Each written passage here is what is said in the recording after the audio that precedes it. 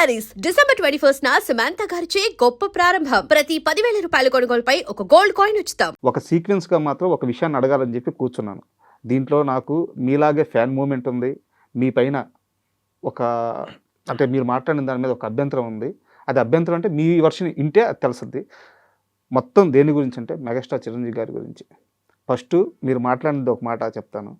ఒక యాంకర్ వచ్చి మిమ్మల్ని అడిగారు, మీ దృష్టిలో మీకు చిరంజీవి గారి ఫేవరెట్ హీరో అంటే, అంతే చిరంజీవి గారే నా ఫేవరెట్ హీరో అంటే చిరంజీవి గారే కుండ బద్దలు కొట్టేశారు. మామూలుగా మీలాగా ఇండస్ట్రీలో ఉండి యాక్టర్గా ఎదుగుతున్న వాళ్ళు పెద్ద ఓపెన్ సీక్రెట్, మీకు కానీ నాకు కానీ కొన్ని వందల మందిలో 89 మందికి చిరంజీవి గారే ఇన్స్పిరేషన్. బట్ కొంతమంది నటిస్తారు, నాకు చిరంజీవి గారు అంటే ఇష్టం అండి కానీ మిగతా హీరోలు కూడా అది అని చెప్పేసి. ఎక్కడా ఆ నటన లేదు. చిరంజీవి గారే హీరో, నాకు హీరో అంటే చిరంజీవి గారే.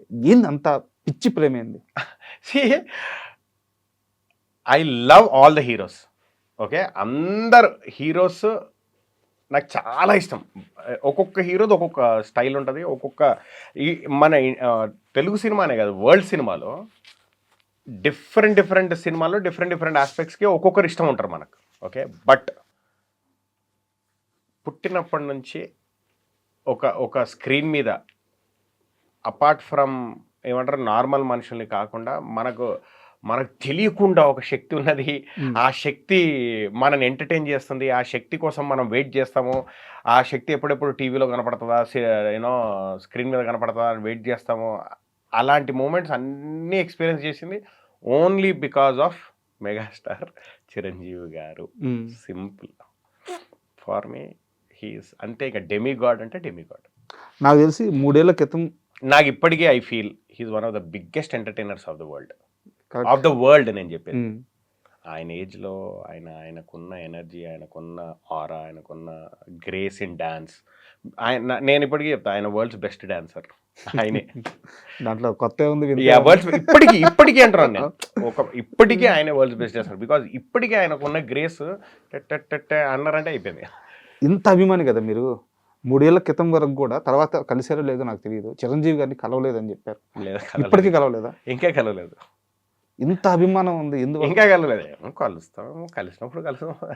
ఆయన్ని అలా చూడడం నాకు, కలిసినప్పుడు కలుస్తామేమో, you never know. But I just want to see him like that, అంతే. ఈ టాపిక్ మీద ఇంకో క్వశ్చన్ ఏంటంటే, ఫ్యాన్ వార్స్ కూడా చేసేవాళ్ళు. అవన్నీ I don't want to get into all that. I love everybody. I love cinema. Fan war చేయలేదా మీరు చిన్నప్పుడు? చిన్నప్పుడు చేశాను, ఇప్పుడు కాదు. చిన్నప్పుడు చేశాను. చిన్నప్పుడు అయ్యో చాలా పెద్ద ఫ్యాన్ వార్. చిరంజీవి గారిని ఏదో అన్నానని చెప్పి వేరే హీరో అభిమాని కాలు ఎరగొట్టారు. గొడవపడుతూ కాలు మీద ఒక తిరిగిపోయింది కాలు. అప్పుడే ఇద్దరు హీరోల సినిమాలు రిలీజ్ అయ్యాయి. గొడవపడుతూ బై మిస్టేక్ దొక్కాను, కాలు ఇరిగింది. పాపం 45 days పట్టింది వాడికి. మళ్ళీ 45 days 50 days పట్టింది వాడికి యాంకిల్ స్ట్రైట్ అవ్వడానికి. సో అప్పుడు చిన్న ఉన్నప్పుడు తెలియనితనం అది. But not now. Everybody fan wars పెట్టుకుంటూ పోతే ఇండస్ట్రీ ఈజ్ ఇంపార్టెంట్. అందరు సినిమాలు ఆడాలి, అన్ని సినిమాలు ఆడాలి.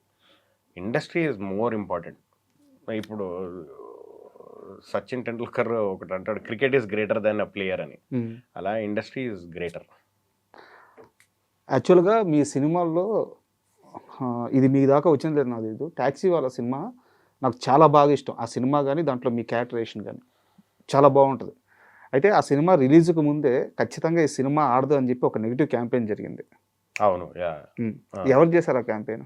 తెలీదబ్బా, స్వేర్ తెలీదు అస్సలు. నో ఐడియా ఎవరు చేశారు ఏంటి తెలియదు. బట్ జరిగిందనేది ఒప్పుకుంటారా? అంటే అప్పటికి హాఫ్ సినిమా రిలీజ్ అయింది, బయట కూడా ఈ సినిమా ఆడదు అని టాక్ ఉండేది. బికాజ్ నేను సినిమాలో పనిచేస్తున్నాను కదా. ఆ సినిమా అని చాలా చిన్న చూపు ఉండేది సినిమా మీద. నేను ఒక cinema, to be very frank, నేను ఒక సినిమాని కథ స్టేజ్లో నమ్మితే ఆ సినిమాని బాగా మోస్తాను. నేను బాగా లవ్ చేస్తాను. ఆ సినిమాతో లవ్లో పడిపోతాను. పడిపోయి ఆ సినిమాని బాగా మోస్తాను. అరే ఈ సినిమా బాగుంటుంది అనేది నా అలవాటు. అది గుడ్ అయి ఉండొచ్చు, బ్యాడ్ అయి ఉండొచ్చు, but I don't want to change it. అది మోస్తాను సినిమాని. ఆ సినిమాని కూడా నేను బాగా మోసేవాడిని ఇండస్ట్రీలో. బట్ చాలా ఇండస్ట్రీ అంటే లైట్ తీసుకునే వాళ్ళు చాలామంది ఉండేవాళ్ళు. బట్ నెగిటివ్ క్యాంపెయిన్ జరిగిందా, ఎవరు చేశారు, that I don't know. To be very frank తెలియదు నాకు. విజయ్ దేవరకొండ గారి సినిమా సెట్లో కానీ లేకుంటే ఆయన తోటి ఆర్టిస్టులు ఉండే విధానం కానీ ఎలా ఉంటుంది? వెరీ కూల్గా ఉంటాడు. ఏదో కాలేజ్ ఫ్రెండ్స్ లాగా ఉంటాడు. అప్పుడు టాక్సీ వాళ్ళప్పుడైతే అలాగే ఉండే. మళ్ళీ తర్వాత నేను ఇంకా ఆ తర్వాత మళ్ళీ పని చేయలేదు మేము. బికాస్ తను వేరే వేరే వేరే సినిమాలకు వెళ్ళిపోయాడు, నాది వేరే సినిమాలు. ఇప్పుడు మళ్ళీ కలిస్తే మళ్ళీ కలిసి పని చేస్తే యూ నెవర్ నో, మళ్ళీ తెలుస్తుంది ఇప్పుడు. ఇప్పుడు నేను కొంతమంది పేర్లు చెప్పాను మన ఇంటర్వ్యూ మొత్తం మీద. మీరు ఏం చెప్తున్నారంటే నేను కలిసి పని చేశాను, నా 100% ఇచ్చాను, తర్వాత నేను వాళ్ళతో కలవలేదు. చాలా లేదంటే సినిమాలు జరగలేదు. అది కాదు కదా ఇండస్ట్రీ అంటే, రెగ్యులర్గా మధ్యలో వెళ్ళాలి, ఫ్రెండ్స్ కలవాలి.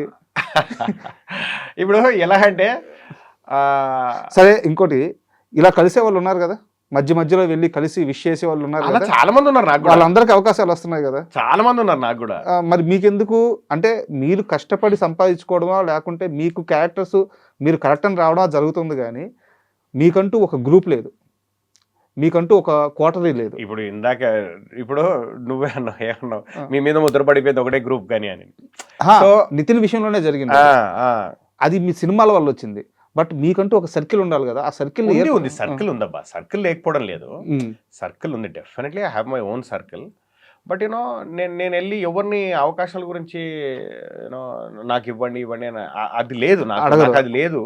ఎందుకంటే ఐ ఫీల్ వాళ్ళకి అనిపిస్తే వాళ్ళు చెప్తారు కదా, చెప్పినప్పుడు కదా మనం అప్పుడు న్యాయం చేయగలుగుతాం. మనం వెళ్ళి అడిగితే వాళ్ళని ఇబ్బంది పెట్టినట్టు ఉంటుందేమో, లేకుంటే వాళ్ళు ఏమైనా ఫీల్ అవుతారేమో, వీడేంటి సాగు కొడుతున్నాడు అనుకుంటారేమో, ఈ మొహమాటం వల్ల తప్పితే. బట్ నాకు సర్కిల్ లేకపోవడం అంటూ ఏం లేదు. ఇప్పుడు ఆకాశంలో ఒక తార డైరెక్టర్ పవన్ సాధినేని ఉన్నారు, ఆయన నాకు చాలా క్లోజ్ ఫ్రెండ్. ఓకే, ఇప్పుడు తను ఆకాశంలో ఒక తారకు ముందు సేనాపతి అని రాజేంద్ర ప్రసాద్ గారు అది చేశారు, దయా చేశారు. ఓకే, మళ్ళీ మేము మధ్యలో వెళ్ళి కలిసినప్పుడు చాలా అన్నాడు, అరే డార్లింగ్ నేను ఎలా మిస్ అయ్యాను, నాకు చాలా బ్యాడ్ అనిపిస్తుంది, ఎలా మిస్ అయ్యాను అని చాలా అనుకున్నాడు తను. సో తనకుంది ఇవ్వాలని, కానీ ఎక్కడో కుదరదు అంతే.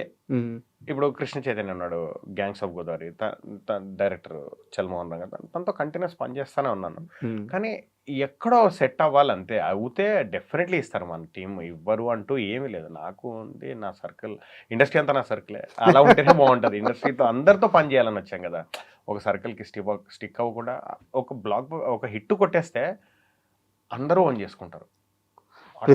ప్రతి మనిషికి లైఫ్లో ఒక తారక మంత్రం అని ఒకటి ఉంటుంది, దాన్ని బట్టి మనిషి ముందుకు పోతూ ఉంటారు. అలాంటి ఒక మంచి మాటని రామ్ చరణ్ గారు మీకు చెప్పారంట, ఏ సందర్భంలో ఏం చెప్పారు? వినయ విధరామ జరుగుతున్నప్పుడు చెప్పారు ఆయన, అన్ని సినిమాలు చేయాలి మధు, ఏ సినిమా ఎక్కడ క్లిక్ అవుతుందో, ఏ సినిమా ద్వారా ఏ పరిచయం పెరుగుతుందో నీకు యూ నెవర్ నో. అన్ని సినిమాలు చేస్తూ పోవాలి, అప్పుడే పరిచయాలు పెరుగుతాయి అని చెప్పారు ఆయన. విచ్ ఇస్ వెరీ గుడ్ కదా. ఆయన చెప్పింది 100% ఫాలో అవుతాను నేను. కాదు, నాకు డౌట్ ఏంటంటే, అంత పెద్ద స్టార్ హీరో కదా, సెట్లో వచ్చినప్పుడు ఆయన పని ఆయన చేసుకొని వెళ్ళిపోవడం అట్టేముండదు? ఏముండదు. ఆయన సెట్కి వచ్చిన తర్వాత అందరినీ పలకరిస్తారు, అందరితో మాట్లాడతారు. ఎవరైనా సెట్లో కనపడకుంటే పిలిచి మరీ అడుగుతారు, ఏమైంది తను లేడు ఈరోజు, తను రాలేదు ఈరోజు. 100% ఎవ్రీథింగ్ ఆయన ప్రతి ఒక్కరు నోటీస్ చేస్తాడు. నోటీస్ చేసి ప్రతి ఒక్కరిని పలకరించి ప్రతి ఒక్కరిని అంటే గుడ్ బ్యాడ్ అడుగుతారు, తిన్నారా లేదా. జనరల్లీ మనం అంటాంగా కలిసి కూర్చున్నప్పుడు, సరే బ్రేక్ఫాస్ట్ అయిందా, అలా కాకుండా గుడ్ బ్యాడ్ కూడా తెలుసుకుంటారు ఆయన. ఓకే, ఆయనకు టైం ఉంటే, షార్ట్ గ్యాప్ ఉంటే మాత్రం గుడ్, ఎవరి లైఫ్లో గుడ్ ఉంది, ఎవరి